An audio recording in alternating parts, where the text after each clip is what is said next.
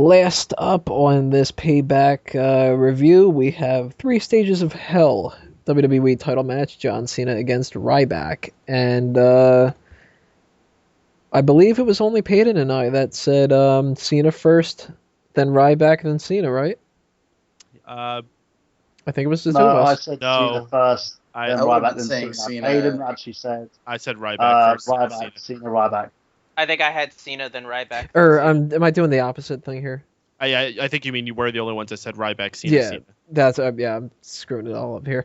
That's how much I really cared So about I'm this sure match. everybody would have predicted Ryback's only fall against Cena would have been putting him through a table. I'm sure none were expecting him to win what he ended up winning. That's for sure. Right. But it is logical. In terms of booking, it was logical. Yeah, because Oh, they had yeah. to do the whole thing where John Cena has to fight back again, and it's just the boring crap, and that's why I didn't On really top of care. that, they can still say he never pinned him ever. He still hasn't pinned Ryback in his career. He put him through a table in an ambulance. Well, hold on. Did he officially put him through the table, or was it like I said before, where Cena just kind of happens to trip on a banana No, and no, fall he through a decisively table? put him through the table via an AA. It was definitive. But think about this. Ryback has pinned John Cena in his career. John Cena has not pinned Ryback, yet John Cena is the WWE champion and Ryback isn't. Yep. Well, he That's played ridiculous. against the rules of the match. Well, at least Ryback finally got a pin on a pay-per-view for once. Fuck. Yeah, it still counts as a loss, though. I know, but still, it's like that's at this point, that's the best that he could hope for. Right, Yeah. Ryback. Yeah. Never mind. His career's floating around. I don't see him lasting too much longer as a headliner. That's for sure. What a shame too, because he was so much more popular.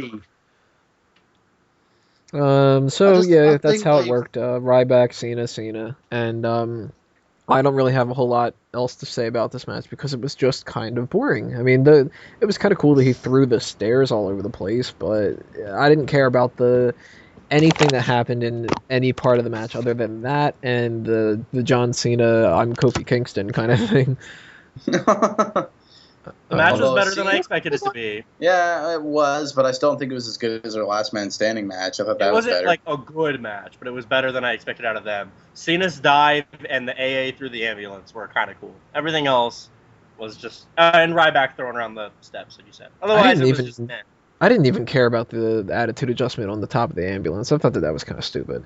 Oh, I mean, that was awesome. I didn't. I can see why people like it, but I just personally, at that point, I didn't care at all anymore. So they lost me before that.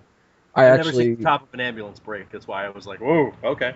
I mean, obviously, he didn't really break the ambulance. It was a breakaway ambulance, but it's still cool. Like, It's still a cool breakaway spot, ambulance. especially Well, considering. they're driving it out, the thing breaks in half. Where were you? I liked how somebody, I can't remember who it was, somebody goes, "This is like something out of a Bond movie." I was like, what? I'm a huge Bond fan. I've watched all the movies. I own them all. Crutches and ambulance equal Bond. And I don't remember anything See happening. that James Bond film where he puts the guy through an ambulance. Right, and yeah. drives off. It's that scene in GoldenEye when they're wrestling on a WWE stage over a tables match. Like, Yeah, it was in one of the off James Bond films, like The Living Daylights or On Her Majesty's Secret Service. It's the ones that aren't the popular Bond movies. I like It was a dark match before the movie. It was the pre-movie. Yeah, it was Timothy Dalton versus somebody else. Dalton's the man. Don't even get me started. Yeah, he is an awesome Bond. But yeah, this match I didn't really care. It was about as good as I expected it to be, and for the people that really like that kind of stuff, it was awesome. And for the people like me that, okay, they're gonna have a big spot at the end, and that's gonna end it, and they're gonna have this, and they're gonna have that. Kind of done talking about it myself. I don't know what you guys have to say. It was wrestling. It was classic wrestling hokiness. It was like when Cena went through the spotlight by the Big Show. It was a big moment, but that was a cooler spot than them going through the ambulance. Agree. Yeah. I would say. The problem was it was a standard Cena match, and the thing is with Cena matches you can actually set your watch to them now, where he's been backed into a corner. He's the underdog, and he's got to fight his way back. And oh my God, he's awesome because he fought his way back and he found a way to win. And you sit there and you think, okay, great for the millionth time. Again, I've had no issue with it. It wasn't the thing is, I don't feel that this match was a main event material. I don't feel that it should have been a main event of a pay-per-view. I thought they should have ended it ages ago, but there you go. At least it's over now. I hope. For good.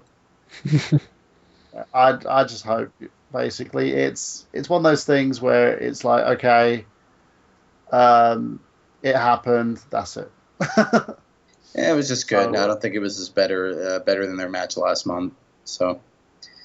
Yeah, the only thing I'm happy about Cena retaining because of the fact that it gave me points. Yeah, you're lucky your champion actually gets points now. And I'm just glad Ryback. Tony, you have a champion? No, you. Oh, that was a low blow. Goddamn you, Ziggler. I'm keeping him anyway. I don't care. I'll go with that with the ship.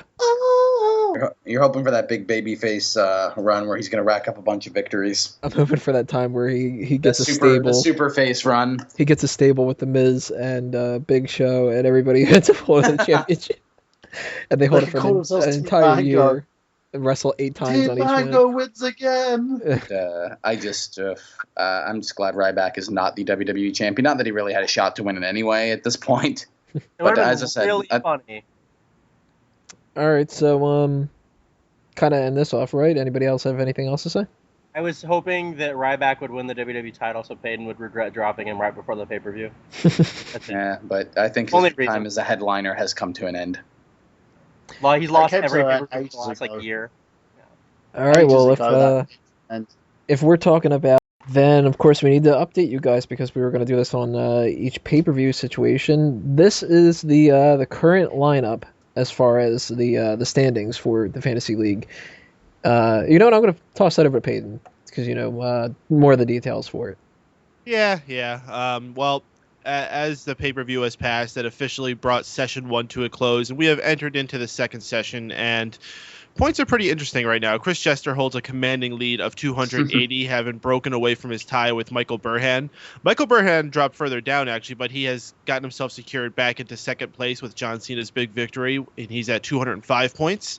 I'm not too far behind with 185. Brendan Ligon, this is where there's a big drop, is down with 80 points. Soon below him, Tony Mango with 55. Ooh.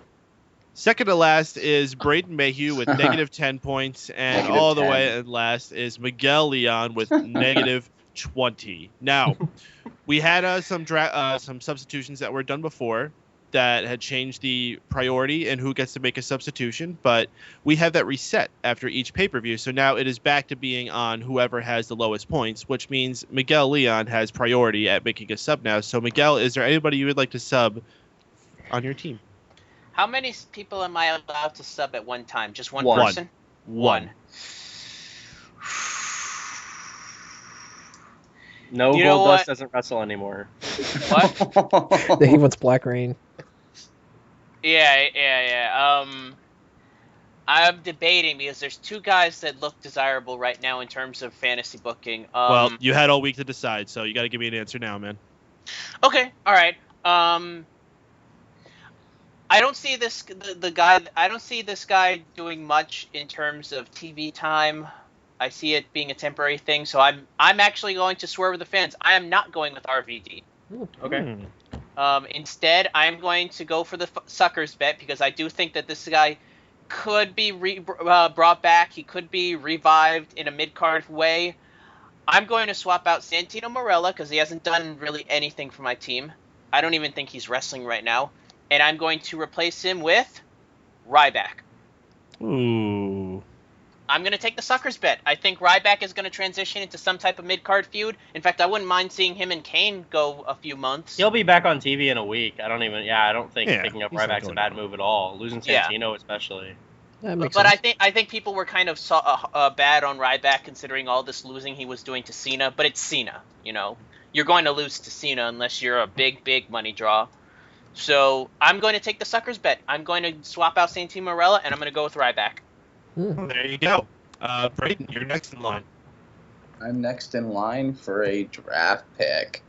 Oh, okay. Well, if that's the case, I'm going to have to sub out Jinder Mahal for a returning Does a returning RVD count at this point, or do we have to wait for him to debut? He's fine now. So he's not like what we're doing with the upcoming debuting superstars that are going to be coming up as a faction, where we're waiting for them to actually come up. Like, he actually counts. Once you're on the roster, you're count, and he's officially on the WWE. I will be subbing out Jinder Mahal for a returning Rob Van Dam, who will be making his return at WWE Money in the Bank. So is it safe to say you're not going to hinder Jinder? Yeah. I know. Boo. All right, well, we've made 2 subs already, and that's the first 2 people. They move to the back of the line. Tony Mango, you now have a priority on a sub if you'd like. And I can't pick Bray Wyatt yet, right? You cannot pick Bray Wyatt yet. Then I'm going to hold on to it. Okay. Brendan's not here. I am okay with my team now. Burhan, you're next. I'm fine. You're fine, and Jester. Yeah, I don't have any. You don't want to get rid of Jack Swagger? No, there's no one I want to drop Jack Swagger for, and I'd rather be. Right now, I'm not at the back anymore. I'm actually at a decent spot on the wire. It's not worth it to make a sub and move back behind them when someone else could come out later. Your 4 powerhouses are doing quite the amount of work that Swagger may not be. Swagger's not even hurting me. He's just sitting there not being there. He's just sort of there. Yeah. Well, he might be going to jail, so we'll see how that works out. We the people! So, Miguel or Braden, either one of you have a second sub you'd like to do? If it would have been if he would have left RVD on the table, I would have taken him. But instead, I'll just stick with my Ryback choice. My bets for a second pick isn't even on the main roster right now, so not at this time, no. All right. Well, then that's going to wrap it up for us. That's a little bit of a big change there. I mean, that could work out really well for Miguel and getting him out of last place there. So we'll see how that goes going on. If you want to find out more about that, keepingkayfabe.com. If you look in the upper right, you'll see a Fantasy League tab that'll always have the latest scores and links so you can check out the full report and the full team rosters and the rules and all that other good stuff. Right, guys, and stay tuned because I'm going to pick up Bray Wyatt as soon as I can. I'm going to take the next 2 guys, then. I'll replace them with the Usos. The only thing left to do now for this episode is to knock out plug. As mentioned before, Sign Me Up initiative. Bring a Smark Out moment signed to anything wrestling related and send me a picture or video, and I will put it up on the website and talk about it on Smack Talk and go, thank you.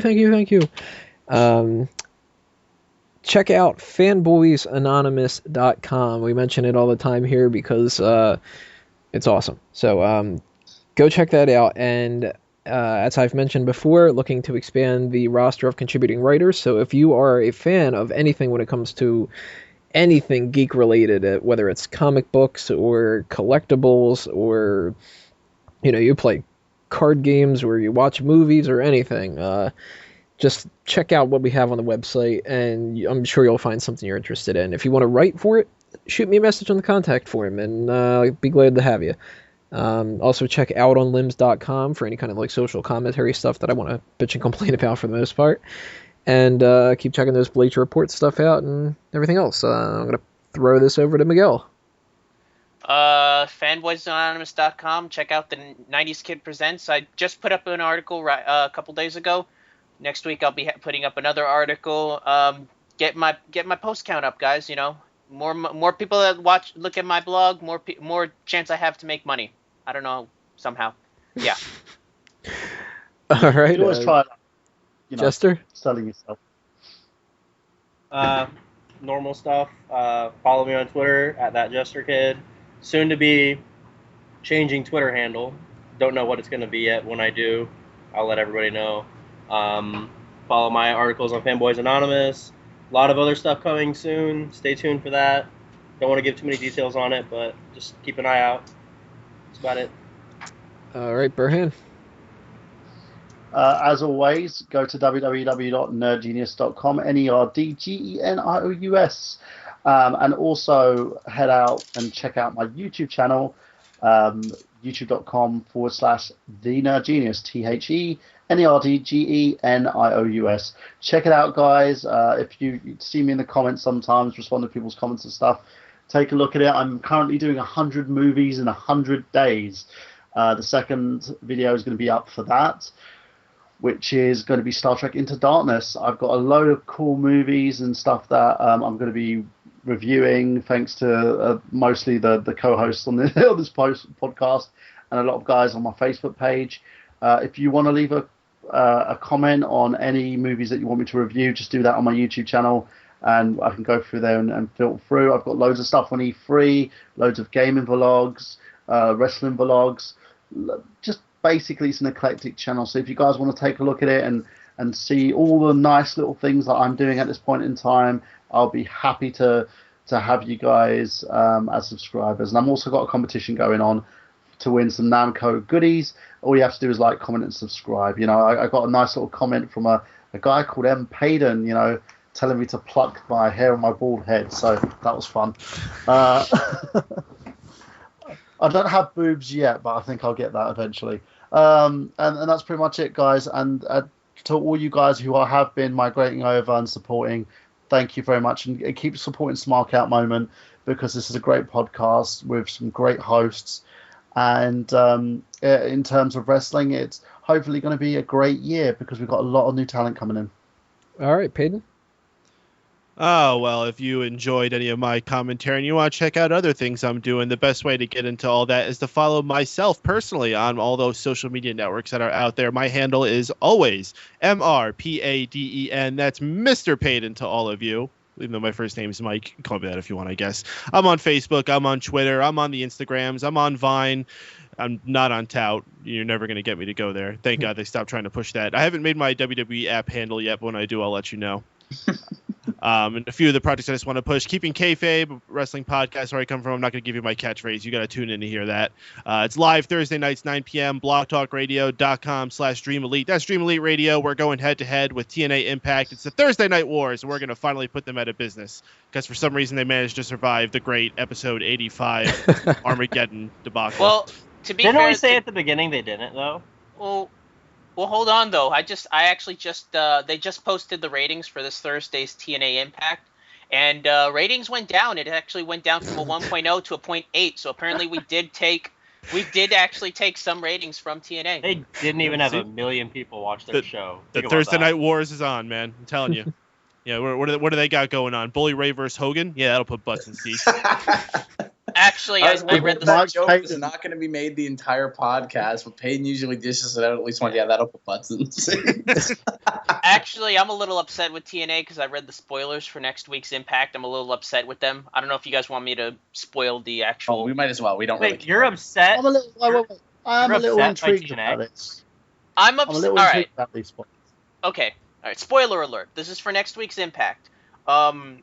You guys know how Chris Sabin won the X Division title at the last pay-per-view. I heard about this. They were going to set up for a Destination X event where it was going to be, Chris Sabin cashing in his X Division title in exchange for a matchup with Bully Ray.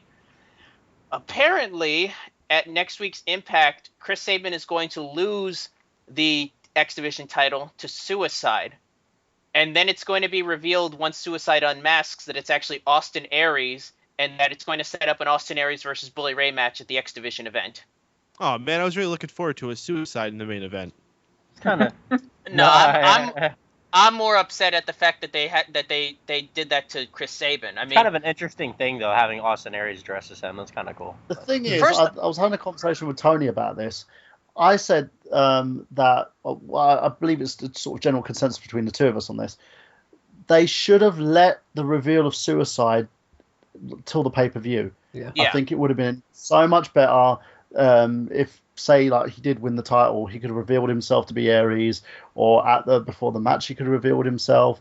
They shouldn't have done it to that episode of Impact because all the mystique that had when Hogan came out at the beginning saying, "You're not Suicide, who are you?" It just went down the toilet as soon as he revealed himself right at the end. Of course he isn't Suicide. Christopher Daniels is there. But it also kind of ruins the mystique of Suicide in general because they not only had that, they had the guy that was playing Suicide come out. Yeah, that's stupid. Yeah, they had TJ Perkins come out and say, "I'm the guy that was playing Suicide, but I got knocked out, and you're not Suicide." It's like, thanks, you just ruined the magic trick. Now I don't care about Suicide at all. But to be fair, was it really a trick that people cared about? Yeah. They tried. Yeah, people did care about the Suicide character. They did. But, it was surprising to me. It made me want to commit suicide. They still had the potential to sell merchandise and to make something out of this. I mean, they had just brought it back. It's technically new again.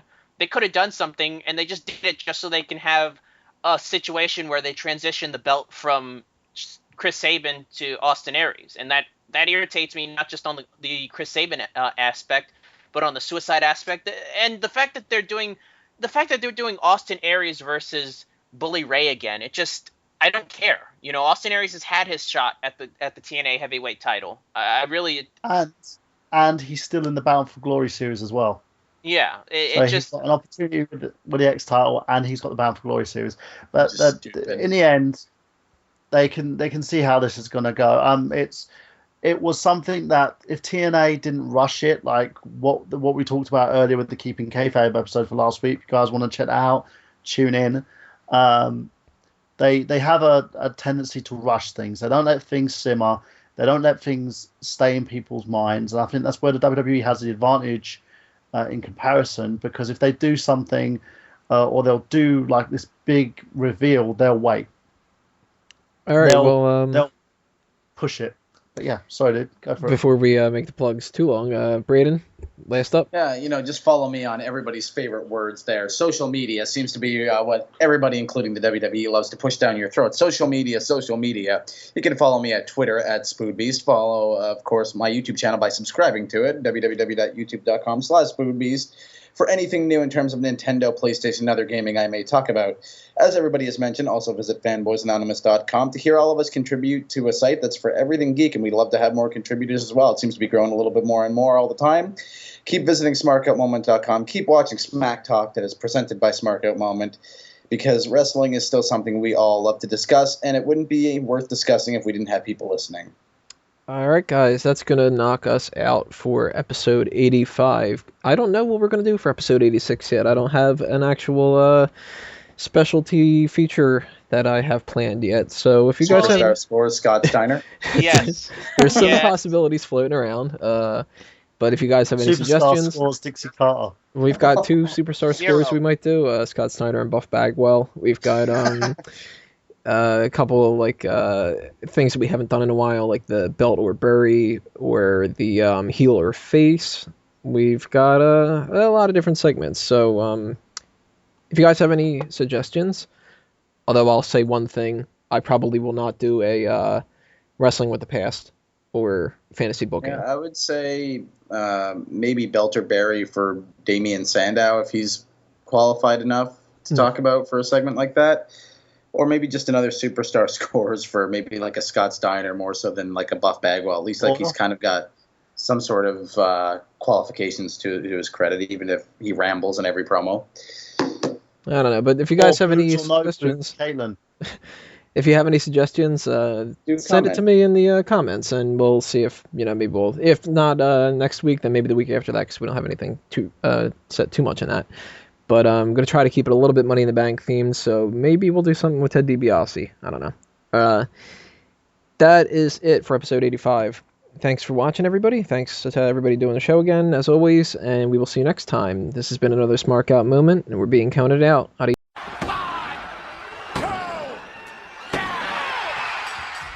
Outro, outro, outro, outro, outro, outro, outro, outro, outro, outro, outro, outro, outro, outro, outro, outro.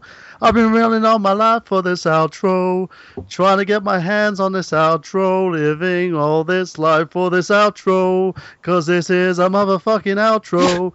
Tony wants me to sing this outro, and I said I wasn't gonna do it, but then he forced me to it, so I'm singing this outro. Outro. Outro. Outro. So I'm now just singing this outro. Oh yeah! Word. Percy Watson, you will be missed.